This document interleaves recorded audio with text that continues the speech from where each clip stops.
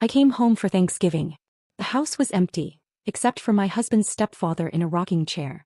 A note said, "Gone on a cruise with my ex. You'll stay home and take care of stepdad, he needs you." The stepfather opened one eye and said, "Shall we begin?" I nodded. 4 days later, my husband was begging. The note trembled in my fingers as the blood drained from my face. Gone on a Caribbean cruise with Hannah. Mom decided to come too since she needed a break. You'll stay home and take care of Victor, he needs you. Back Monday. Brady. I read it twice, certain there must be some mistake. The paper fluttered to the kitchen counter as my hand went numb. He's not coming back until Monday, is he? The raspy voice behind me made me jump. I turned to see Victor watching me from the doorway, leaning heavily on his cane but with eyes far too alert for the decrepit old man Brady had described. "No," I managed, my voice barely audible. "No one is. They've all gone on a cruise." Victor nodded slowly as if he'd expected this exact scenario. "Left you with the dirty work, didn't they?" Classic Brady move. I had arrived at the Mitchell family home just 30 minutes earlier, my car packed with gifts and ingredients for Thanksgiving dinner. The silent house should have been my first clue. No delicious aromas of roasting turkey, no football game blaring from the living room television, no cheerful greetings. Instead, I found only an unheated house and Brady's stepfather sitting alone in a rocking chair, looking at me with those uncomfortably perceptive blue eyes. "I don't understand," I said, sinking into a kitchen chair. "We've been planning this Thanksgiving dinner for months. His mother was supposed to host. Everyone was coming." I pulled out my phone and tried Brady's number again. Straight to voicemail, just like the previous 3 attempts. Victor shuffled to the refrigerator and pulled out a pitcher of water. "Been like this all week. Quiet as a tomb." They left Tuesday morning. He poured himself a glass with slightly shaking hands. "Didn't even stock the fridge properly. Hope you brought groceries." I hadn't. I'd brought cranberries, sweet potatoes, and my special apple pie ingredients. Contributions to what was supposed to be a family feast, not provisions for an abandoned holiday. My phone pinged with a notification. With a surge of hope thinking it might be Brady, I quickly checked it. Instead, it was an Instagram alert. Brady's sister had tagged him in a photo. With trembling fingers, I opened the app. The image knocked the wind from me. Brady standing on a cruise ship deck, his arm around a young blonde woman I recognized as Hannah, his work colleague he'd mentioned increasingly often these past months. They were holding champagne flutes, toasting the camera. The caption read, #New Beginnings Caribbean Getaway with at Brady Mitchell and Family. Family. The word stung like salt in an open wound. I scrolled through more photos. There was Brady's mother Elaine, sipping a cocktail, looking anything but like someone who needed a break from caring for Victor. Another photo showed Brady and Hannah at what appeared to be a romantic dinner. The post was timestamped 2 days ago, which meant this had been planned long before Brady told me we were expected at his mother's for Thanksgiving. "Find something interesting?" Victor asked, studying my face. I turned the phone screen toward him. "They're on a cruise with Hannah from his office. The one he said was just a colleague." My voice cracked. "They've been planning this while I was buying gifts and taking time off work for what I thought was a family Thanksgiving." Victor nodded grimly. "Hannah's been in the picture at least 3 months. She's called here asking for Brady several times." Pretty voice, terrible laugh. I stared at him. "You knew." "I know a lot of things they don't think I notice." He tapped his temple with a gnarled finger. "Mine's still sharp, despite what Brady tells everyone." My thoughts raced to our bank account. With shaking hands, I opened our banking app. 3 days ago, $5,200 withdrawal. Almost our entire savings. Money we'd been putting aside for a down payment on a house. The house Brady had promised we'd start looking for after the holidays. "He took our savings," I whispered, showing Victor the screen. "All of it." Victor wasn't surprised. "They've been doing the same to me for years. Taking a little here, a little there. For your care, Victor, they say. Meanwhile, the heat's turned down to save money, my medications are sometimes delayed, and Elaine buys herself another designer purse." I felt sick. This wasn't just about a ruined Thanksgiving or even the betrayal of an affair. This was calculated abandonment. Of me, of Victor, of responsibilities and promises. My phone rang. My best friend Leah calling to wish me happy Thanksgiving. I silenced it, unable to explain this humiliation just yet. "There's leftover soup," Victor offered. "Not much of a Thanksgiving feast, but it'll do." I looked around the kitchen. Dirty dishes in the sink, empty takeout containers on the counter. They hadn't even cleaned up before leaving. Something hardened inside me. "No," I said firmly. "We deserve better than leftover soup." I grabbed my coat and purse. "I'm going to the grocery store." They might still have some turkey breasts and potatoes. We're having a proper meal today. Victor looked surprised then pleased. Haven't had a home-cooked meal in months. Brady always brings fast food when he bothers to come by. At the grocery store, my mind whirled with questions and emotions. How long had Brady been planning to leave me? Was our entire 5-year marriage just a convenient arrangement he could discard when something better came along? I mechanically selected a small turkey breast, potatoes, and some vegetables, barely registering the other last-minute shoppers around me. When I returned, Victor had managed to clear the kitchen counter and was sitting at the table with a stack of papers. "What's all this?" I asked, setting down the groceries. "Evidence," he replied, his blue eyes suddenly steely.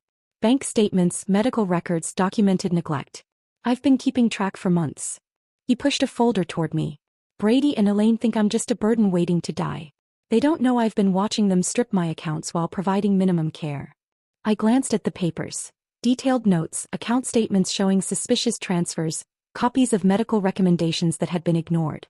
"Why are you showing me this?" I asked, unsettled by his methodical documentation. Victor leaned forward, suddenly looking less frail. "Because you've been wrong too, Jade. And because I don't have much time left." He tapped a medical report. "Terminal cancer. 3 months at most." I sat down heavily across from him. "I'm so sorry, Victor." He waved away my sympathy. "Don't be sorry. Be smart." He looked at me with unexpected intensity. "They think they've left you with a burden, but they've actually given us an opportunity." "An opportunity for what?" Victor's thin lips curved into a smile that transformed his face. "For justice." He reached for an envelope and slid it across the table. "Inside is my real will and trust documents. Not the one Brady and Elaine think exists." I didn't touch the envelope. "Victor, I don't understand." He leaned back in his chair and studied me. After a moment, he simply said, "Shall we begin?" Those 3 words hung in the air between us, loaded with possibility and hidden meaning. Before I could respond, he explained his proposition. Help him document the family's neglect and betrayal, assist with his final arrangements, and he would ensure I'd be taken care of financially after he was gone. The family who abandoned us both would lose everything they thought was coming to them. I stared at him, this man I barely knew but with whom I suddenly shared a profound connection. We had both been deceived and discarded by the same people. Outside, the late afternoon shadows lengthened across an empty driveway where a family should have gathered. Inside, an unexpected alliance was forming. "Yes," I said finally, surprising myself with the firmness in my voice. "Let's begin." After our agreement, Victor sank back in his chair, exhaustion evident in the slump of his shoulders. The excitement of our newfound alliance had temporarily energized him, but now the fatigue returned to his face. "You should rest," I said, noticing the pallor beneath his weathered skin. "I'll finish making our dinner." Victor shook his head. "First, there's something you need to see." He pushed himself up with effort. "My medical records. You need to understand what we're working with, and how little time we have." He led me to a small bedroom that had clearly once been an office but was converted into a makeshift sleeping space. A hospital bed occupied one corner, though Victor hadn't been using it. Instead, a regular twin bed against the opposite wall showed signs of use. "Can't stand that contraption," he explained, gesturing at the hospital bed. "Makes me feel like I'm already in hospice." From a locked drawer in the desk, Victor withdrew a thick folder labeled simply, "Medical." He handed it to me without ceremony. "Pancreatic cancer," he said flatly as I opened it. "Stage 4. Diagnosed 3 months ago." I scanned the documents, my stomach tightening at the clinical descriptions and grim prognosis. Various oncologists' notes, treatment recommendations, and scan results told the unmistakable story of a terminal illness. 2 months, Victor added. "Maybe less now." The last scan showed rapid progression. I looked up sharply. "Brady knows this?" "Oh yes. They all do. His mother was at the appointment when we got the diagnosis. 2 days later, she started talking about how she needed a break from caretaking." His laugh held no humor. 66 years old and claiming exhaustion while I'm dying at 78. The cruelty of it struck me like a physical blow. "They abandoned you knowing you only had months left?" "Weeks more likely." Victor eased himself onto the edge of the bed. "But that's not even the worst of it. Look at the medication list." I flipped to the prescription sheets. Multiple medications were listed. Pain management, anti-nausea drugs, enzymes to help with digestion. "Check the bathroom cabinet," Victor directed. "Compare what's there with what should be there." In the adjoining bathroom, I found a disorganized collection of pill bottles. As I examined them, comparing with the documentation, disturbing discrepancies emerged. The powerful pain medication had been refilled twice according to the pharmacy labels, but the bottle was nearly full. The expensive enzyme supplements were only half full when they should have been almost untouched based on the refill date. They've been diluting them, Victor confirmed when I returned with the evidence. 1 pill instead of 2. Half doses of the pain medication. And those appointments for the palliative care specialist? Too expensive, Elaine said. My hands trembled with anger as I returned the documentation to its folder. That's not just neglect, Victor. That's abuse. It's what happens when people see you as an obstacle rather than a person. He pulled a small notebook from beneath his pillow and handed it to me. I've been keeping track. Times when medications were missed or reduced. Appointments canceled. Money that disappeared from my checking account for home care supplies that never materialized. The meticulous documentation stunned me. Pages of dates, times, specific incidents. Despite his illness, Victor's mind remained razor-sharp. Let me fix you something to eat, I said, needing a moment to process everything. You must be hungry. In the kitchen I found pitiful supplies. A few cans of soup, some stale bread, milk on the verge of spoiling. From my grocery run, I managed to put together a decent meal of roasted turkey breast, mashed potatoes and green beans. Not the Thanksgiving feast I'd planned, but far better than leftover soup. As we ate at the small kitchen table, Victor studied me. Tell me about your marriage, he said finally. When did you first notice Brady wasn't who you thought he was? The directness of the question caught me off guard. I poked at my food, considering how to answer. It was gradual, I admitted. When we first met, Brady was attentive, supportive of my graphic design work. I was building my client base, had my own small studio apartment, good friends. I paused, realizing how much had changed. After we married, he suggested I work from home to save on studio rent. Made sense financially, but then my equipment kept having issues. Computer problems, software glitches. Victor nodded knowingly. Isolation tactic. Exactly. Then came suggestions about which clients weren't worth my time, concerns about me being out late with friends. He'd check my phone, claiming he was just looking for a number. The patterns were so clear in hindsight. When my father died last year and left me $30,000, Brady insisted we put it in our joint account for our future. That money was supposed to be for our house down payment. The money he just spent on a cruise with another woman, Victor added quietly. I set down my fork, appetite gone. 6 years of my life. And now I find out he's been planning to leave me while spending our savings on his co-worker. People like Brady and Elaine see relationships as transactions, Victor said. I learned that too late with her. I was already successful when we met, widowed with a comfortable portfolio from my banking career. She was charming, beautiful, and Brady was just a teenager who seemed to need a father figure. He sighed heavily. After we married, things changed. Expenses increased, justified as living the life we deserve. When I tried to maintain some financial boundaries, I became the villain. Stingy, controlling, not really committed to the family. That sounds familiar, I murmured. After dinner, Victor led me to his study. A small room Brady's mother had converted to a meditation space, but that still held Victor's desk. Help me with the painting, he requested, pointing to a mediocre landscape on the wall. Behind it was not as safe as I expected, but a loose panel in the wall. Victor removed it and pulled out a weatherproof document case. My real assets, he explained, spreading the contents across the desk. Investments Elaine knows nothing about. Property in Vermont. Accounts in the Cayman Islands from my banking days. I stared at the documents in shock. The amounts were substantial. Well over $3 million in assets entirely separate from what the family could access. Brady and his mother have been siphoning from my known accounts for years, Victor explained. But this they can't touch. I made sure of it. He pointed to a property deed. This house. It's not in my name or Elaine's. It's owned by one of my holding companies. They think they're inheriting it. They're not. Does Brady know any of this? I asked, stunned by the extent of Victor's hidden wealth. Not a cent. Even my attorney doesn't know the full picture. Only my financial advisor in Boston, and he's been sworn to secrecy. Victor's eyes held a fierce determination I hadn't seen before. I always knew Brady's true character. He's just like his mother, charming to your face while reaching for your wallet. I just never thought he would do the same to his wife. The next morning brought another development. A discreet visit from Patricia Winters, Victor's attorney. A stern woman in her 60s with impeccable silver hair and penetrating green eyes. She arrived carrying a briefcase full of legal documents. So you're the abandoned daughter-in-law, she said, assessing me with a frank gaze. Victor called me last night. Said you were an unexpected ally. Over coffee, Patricia laid out what Victor had been working on legally. documenting the neglect, changing his will, and creating financial structures that would be ironclad against challenges. We need to finalize several documents, Patricia explained. Transfers that need witnessing, medical powers of attorney, final amendments to the will. I offered to help organize the evidence Victor had collected. My graphic design background made me good with digital organization and documentation. Perfect, Patricia nodded approvingly. We'll need everything properly cataloged for when they inevitably contest the will. That evening, after Patricia left with the signed documents, Victor and I sat in the living room with a photo album he'd pulled from a bookshelf. Look at this, he said, pointing to a photo of Brady as a teenager. His mother behind him always whispering in his ear. He turned the page. Here's Brady's father before the divorce.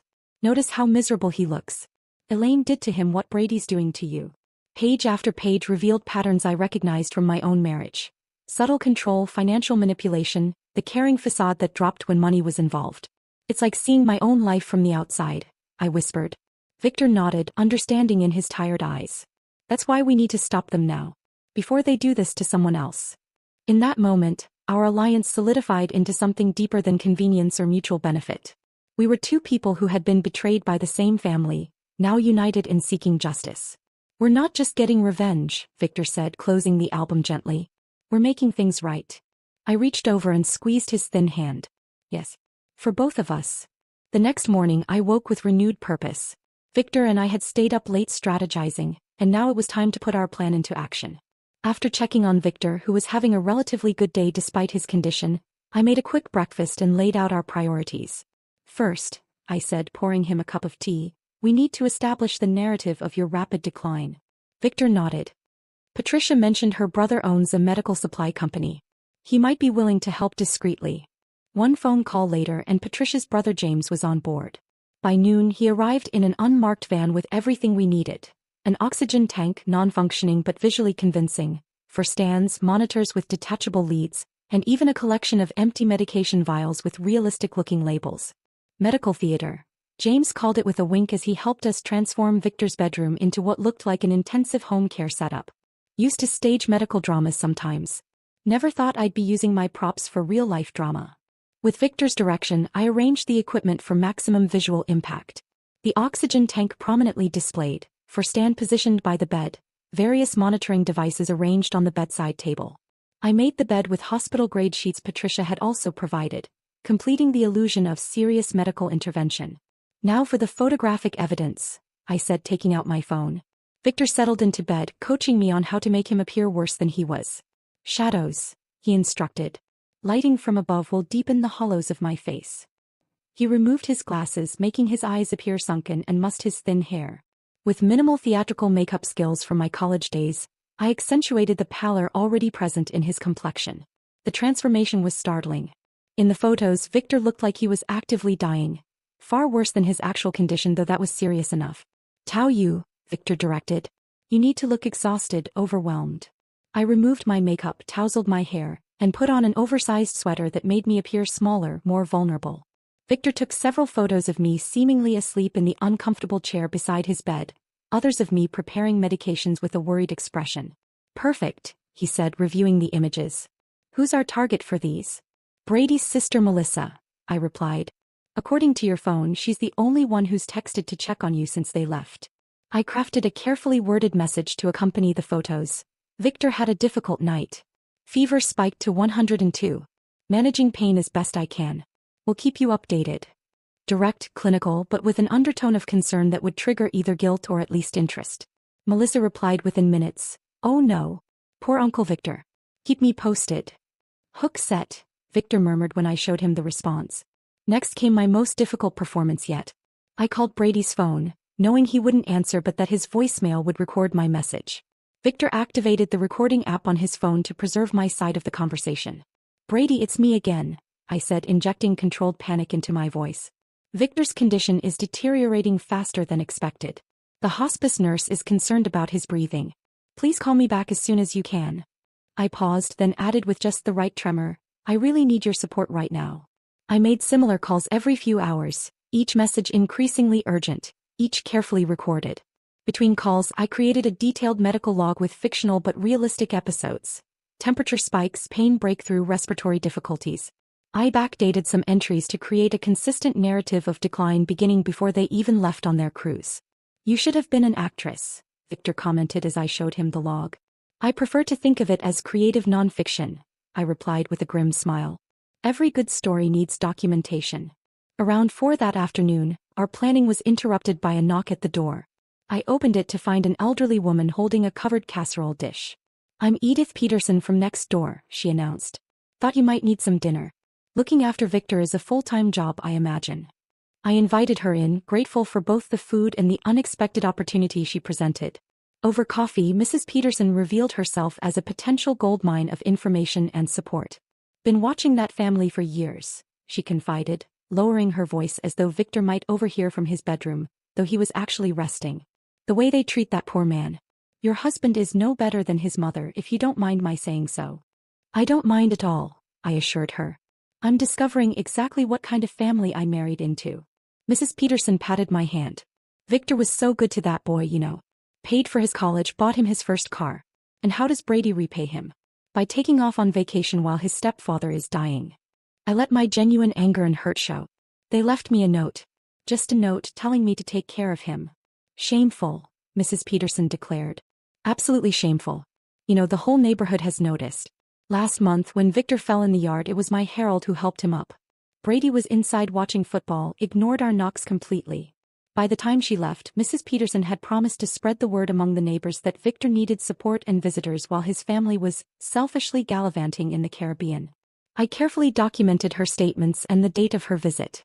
Over the next 2 days, 5 more neighbors visited, each with their own stories of witnessing Brady's neglect of Victor.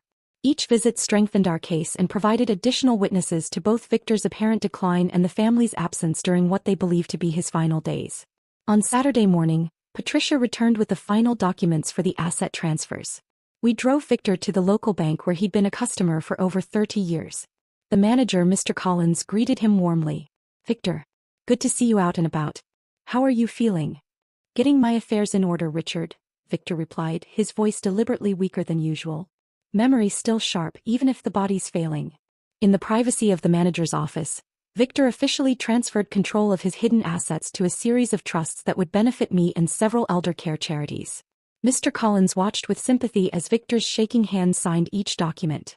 Your stepson was in last week, the manager mentioned casually as we completed the paperwork. Asking about your accounts. I reminded him that without proper authorization. Victor smiled thinly. Always planning ahead, that boy. I remember when he came in to cash that check for his graduation gift, Mr. Collins continued. Didn't even thank you. Just complained it wasn't enough for the car he wanted. Another piece of evidence, another witness to Brady's character. That evening, as we were reviewing our progress, Victor's phone rang with a video call from Melissa. We quickly put our plan into action, arranging Victor in bed surrounded by medical equipment, an oxygen cannula in his nostrils. I mussed my hair and pinched my cheeks to bring a stressed flush to my face. When I answered the call, the camera showed me first, looking exhausted. Oh, Jade, Melissa gasped. You look terrible. Is everything okay? Managing, I said simply, turning the phone toward Victor, who gave an Oscar-worthy performance of semi-consciousness, his breathing deliberately labored. Uncle Victor? Melissa called. It's Melissa. Can you hear me? Victor's eyes fluttered weakly. Melissa, he whispered. That you, sweetheart? The concern in Melissa's voice sounded genuine, but what came next revealed her true priorities. Should we come home early? Is he going to make it until Monday? I turned the camera back to my face. It's hard to say. The hospice nurse thinks his systems are shutting down. If you want to say goodbye. Let me talk to Brady and Mom, she said quickly. The thing is, these tickets were non-refundable and Mom's been so stressed lately. I nodded understandingly while fighting back genuine disgust. Of course. It's just that Victor keeps asking for Brady. In his more lucid moments. I'll tell him to call, Melissa promised. As soon as they get back from their shore excursion. After ending the call, Victor sat up and removed the oxygen cannula. Did you record that? I held up my other phone, which had captured the entire conversation. Every word. Victor's smile was satisfied but tinged with genuine sadness. My family weighing their cruise tickets against saying goodbye to me. I knew it would happen exactly like this. I sat on the edge of his bed, suddenly emotional. I'm sorry, Victor. He shook his head. Don't be. Their true colors needed to be revealed. He reached for my hand. You know what the strangest part is? These past few days with you, with someone who actually cares, have been better than months with them. We sat in companionable silence, contemplating what we had set in motion and the final steps yet to come. Our counterattack was fully underway, the trap nearly set. Now we just needed to spring it at precisely the right moment. Sunday morning dawned with a subtle shift in the atmosphere. As I brought Victor his morning tea, I noticed his hands trembling more than usual, a bluish tint around his lips that hadn't been there before.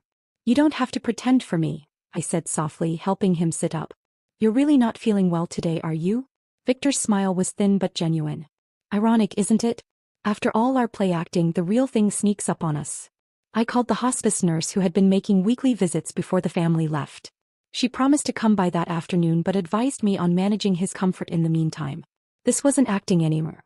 Victor was actively declining and a rush of protectiveness swept over me. Our revenge scheme suddenly felt secondary to ensuring his comfort and dignity. What would you like for breakfast? I asked, trying to maintain normalcy. Peaches, he said, surprising me. Fresh peaches with cream. My late wife Martha used to prepare them every Sunday morning. The request sent me to 3 different grocery stores before finding decent peaches in November. When I returned and prepared them as he described, sliced into perfect crescents with a dollop of whipped cream, Victor's eyes misted over at the first bite. Just like she used to make, he whispered. No one's bothered to remember such things about me in years. Throughout the day, I found myself doing things not for our plan but simply for Victor's comfort. Adjusting his pillows, reading aloud from his dog-eared copy of Raymond Chandler's The Big Sleep, playing the classical music he mentioned enjoying. The genuine care that had developed between us over our short time together surprised me with its intensity. You know, Victor said during a lucid moment that afternoon, I haven't been treated with such kindness since Martha died 12 years ago. Strange how a stranger has shown me more compassion than my own family. The hospice nurse, Diane, arrived around 3. After examining Victor, she took me aside in the hallway. His organs are shutting down, she said gently. It's happening faster than we anticipated. I'd say he has hours, maybe a day at most. Though I'd known this was coming, the news hit me harder than expected. Should I call the family? I asked, suddenly uncertain about our elaborate plan. Diane shook her head. At this point, it should be about his comfort, not theirs. If they've chosen not to be here. She left the rest unsaid. After she left, I sat beside Victor, who had overheard everything despite our hushed voices. Don't call them, he said firmly. They made their choice. But we do need to finalize some matters. He reached for my hand. Call Patricia. Tell her it's time for the final steps. Patricia arrived within the hour, bringing a notary named Thomas with her. Victor was remarkably alert as they entered, as if summoning his remaining strength for this last important task. Are you sure you're up to this? Patricia asked, concerned by his appearance. More certain than ever, Victor replied. Death has a way of clarifying priorities. They finalized the last paperwork, documents that officially transferred control of his assets to me as trustee, with specifications for charitable donations to elder abuse prevention organizations. The new will explicitly mentioned Brady's abandonment as the reason for his disinheritance. Now for the letter, Victor said after signing the last document.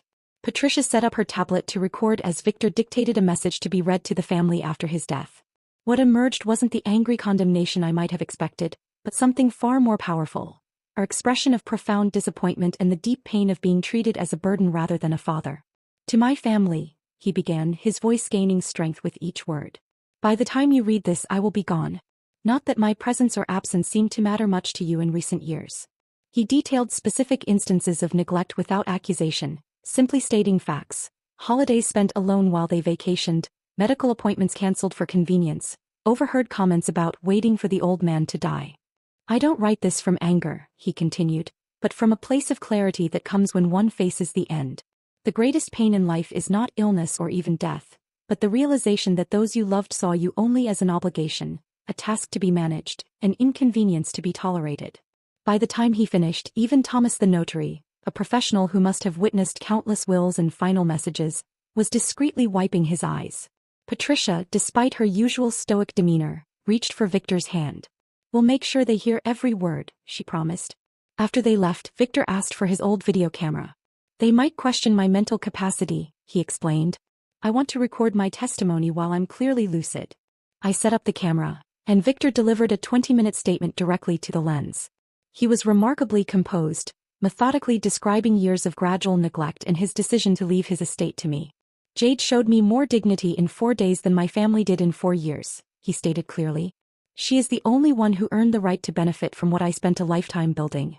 He described specific incidents: Brady's dismissive comments at doctor's appointments, meals left just out of reach, medications forgotten during weekend trips. The recording was devastating in its calm delivery and damning details. By evening, Victor's energy was fading. I helped him to the living room at his request, settling him in his favorite chair by the window. "There's a bottle of port in my study," he said. "Behind the economics textbooks. Martha and I were saving it for our 50th anniversary." I found the dusty bottle where he described and poured a small amount into 2 crystal glasses I discovered in a neglected cabinet. "To justice," Victor said, raising his glass with effort. "To dignity," I added. We sat together as darkness fell, Victor occasionally dozing while I read to him from his favorite book. He spoke intermittently about Martha, about his early career, about trips they had planned but never taken. Not once did he mention Brady or his mother. Around midnight I noticed his breathing had changed. I set my book aside and simply held his hand. There was no drama, no last-minute revelations or deathbed confessions. Victor simply slipped away, his hand growing cool in mine as his breathing gradually stopped. For a long moment I sat motionless, tears streaming down my face. The man I'd known for only 4 days had somehow become important to me beyond our mutual desire for justice.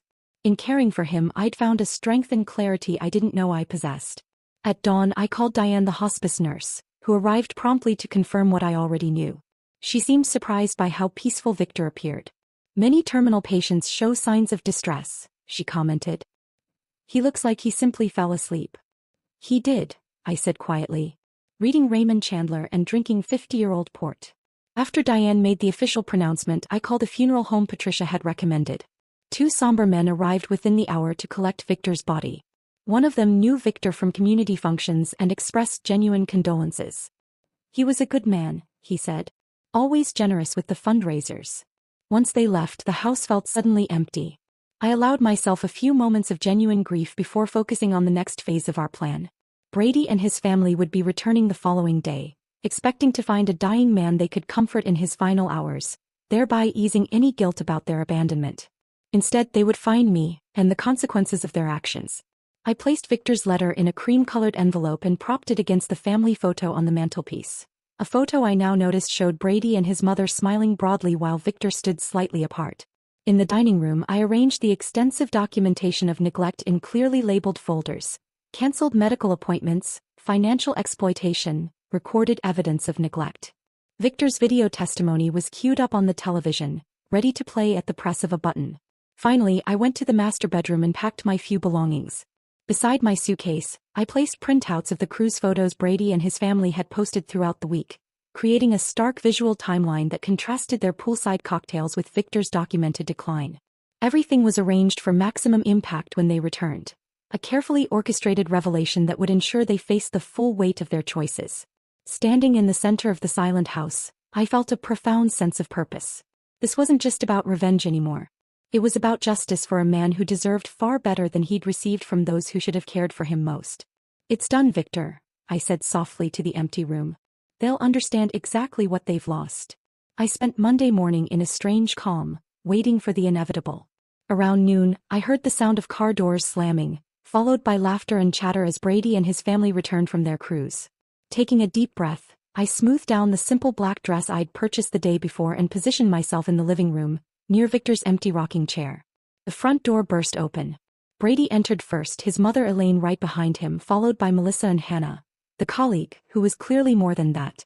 They were all sunburned and smiling, arms laden with duty-free shopping bags and tacky souvenirs. "Honey, we're home," Brady called out, his voice cheerful until he saw me standing there, my expression solemn. His smile faltered.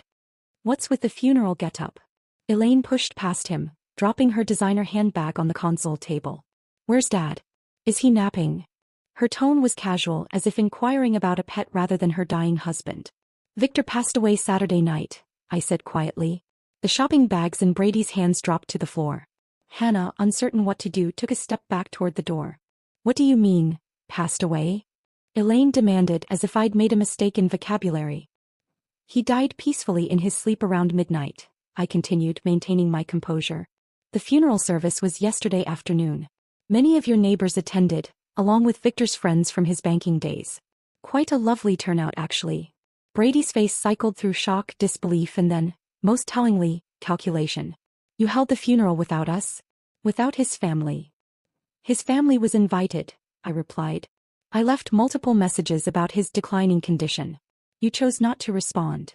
Melissa stepped forward, her face pale beneath her tan. I told you about that call, Brady. I said Uncle Victor looked really bad. Brady waved her off impatiently. This is unbelievable. We need to sit down. Yes, I agreed. We do. I gestured to the living room where Victor's letter waited on the coffee table. They filed in silently, nobody wanting to sit in Victor's rocking chair, which stood empty like an accusation. There are some things you need to know, I said, picking up the cream-colored envelope. Victor left this letter to be read to you upon your return. Did he change his will? Elaine interjected bluntly. Is that what this is about? I met her eyes directly. Perhaps you should hear his words first. I unfolded the letter and began reading Victor's message. His disappointment flowed through my voice. The holidays spent alone, the doctor's appointments cancelled for convenience, the overheard comments about waiting for the old man to die. As I read, I watched their reactions. Elaine's face hardened defensively. Brady fidgeted, avoiding eye contact with anyone. Melissa looked increasingly uncomfortable. The greatest pain in life, I read, is not illness or even death, but the realization that those you loved saw you only as an obligation, a task to be managed, an inconvenience to be tolerated. When I finished, a heavy silence filled the room. Hannah, clearly wishing to be anywhere else, stared at her feet. Finally, Brady cleared his throat. Look, Dad was confused at the end. His medication. Victor was perfectly lucid, I interrupted. In fact, he made a video statement you might want to see. This is ridiculous, Elaine declared. Some end-of-life ramblings from a sick old man don't change the legal realities. Brady is his next of kin and… Actually, I said, standing up, there's more you should see. I led them to the dining room where I'd arranged the evidence files. Brady's eyes widened as he took in the meticulous documentation laid out in chronological order. What is all this? He demanded. Evidence, I replied simply. Of financial exploitation, medical neglect, and abandonment. I opened the first folder, revealing bank statements with highlighted transfers. Victor kept detailed records of every dollar taken from his accounts for supposed care expenses that were never provided. Elaine snatched up one of the statements. He gave us that money. We were caring for him. By leaving him alone for Thanksgiving with inadequate medication, no food in the refrigerator, and the heat turned down to 62 degrees? I asked, opening another folder containing the timeline of their departure preparations. There are statements from 6 different neighbors who witnessed his neglect. And then there's this. I pressed play on the tablet and Victor's video testimony began. His calm, articulate description of years of mistreatment silenced even Elaine's protests. Brady's face grew increasingly pale as Victor described specific incidents. Medications diluted, appointments cancelled, disparaging comments made when they thought he couldn't hear. This is all a setup, Brady finally sputtered, jabbing a finger toward me. She manipulated a dying man. The doorbell rang before I could respond. Perfect timing. Patricia stood on the doorstep, Notary Thomas beside her. Am I interrupting? She asked with professional coolness. Not at all, I replied. The family has just returned and was reviewing Victor's final message. Excellent. Then I can proceed with the official notification. Patricia placed her briefcase on the dining table and removed several documents. As executor of Victor Harmon's estate, I'm here to inform you of the provisions of his final will and testament. Brady straightened, composing himself. A smug smile began to form on his lips. Fine. Let's get to the point. Patricia adjusted her glasses. The will is quite straightforward. Victor Harmon has left the entirety of his estate to Jade Mitchell, with provisions for substantial donations to several elder abuse prevention organizations. The stunned silence that followed was broken by Elaine's shrill voice. That's impossible. We're his family. The will explicitly cites abandonment and neglect as reasons for disinheritance, Patricia continued calmly. It has been properly witnessed, notarized, and filed with a court. Mr. Harmon was examined by 2 separate physicians who certified his mental competence at the time of signing. Brady's smugness evaporated. This is fraud. We'll contest it. You're welcome to try, Patricia replied, unfazed. However, given the extensive documentation of neglect, the video testimony and witness statements, I would advise against it. You'd only be spending money you don't have. What do you mean, money we don't have? Elaine demanded. Patricia exchanged a glance with me before continuing. The properties you currently occupy, including your primary residence, belong to the Harmon Family Trust, which is now under Jade's control as trustee. Furthermore, the investment accounts you've been drawing from have been frozen pending audit for potential financial abuse. Brady's face drained of all color. That's not possible. The house is mine. Dad promised. Victor promised nothing, I interjected. You assumed. There's a difference. The implications were sinking in. Brady had spent their savings on the cruise, counting on his inheritance to cover their mounting debts. The house they lived in wasn't his to sell or borrow against. What about our college funds? Melissa asked in a small voice. Grandpa set those up for us. Brady couldn't meet his sister's eyes. Patricia answered gently. Victor provided funds to your father for that purpose several years ago. However, those accounts were never established. Melissa turned to Brady, horror dawning on her face. You spent our college money? The family erupted into accusations and denials. Hannah quietly slipped out the front door, escaping the implosion. I let the chaos continue for a few minutes before stepping away to retrieve my suitcase from the bedroom. When I returned, Brady followed me into the hallway, his demeanor completely transformed. Jade, please, he begged, his voice breaking. We can work this out. I made a mistake with Hannah. It didn't mean anything. We can start over. I'll change, I promise. I looked at this man I had once loved, seeing him clearly perhaps for the first time. Behind the handsome features and practiced charm was someone who had never truly cared for me, or anyone but himself. Calmly, I removed my wedding ring and placed it in his palm, followed by the keys to our apartment. You left him to die, I said quietly. Now you get nothing, including me. I walked toward the door, suitcase in hand. Brady's pleas turned to threats as he followed me. You won't get away with this. I'll fight it in court. You manipulated a sick old man. At the doorway, I turned back briefly. Everything was done legally. You taught me one valuable lesson in our marriage, Brady. Always keep receipts. I stepped outside into the bright November sunshine. Behind me, I could hear Brady's continued protests and Elaine's angry voice demanding Patricia explain how this could happen. But those voices were already fading, becoming part of a past I was leaving behind. Patricia had arranged for a room at a quiet hotel while I figured out my next steps. As I placed my suitcase in the trunk of my car, Mrs. Peterson appeared on her porch across the street. She gave me a knowing nod and a small wave. I waved back, feeling a surprising lightness despite the emotional weight of the past few days. Victor's final gift wasn't just financial security, though that would certainly help me rebuild my life. The true gift was the clarity and strength I'd found while helping him find justice. As I drove away from the house and the shattered family inside it, I wasn't thinking about revenge or even vindication.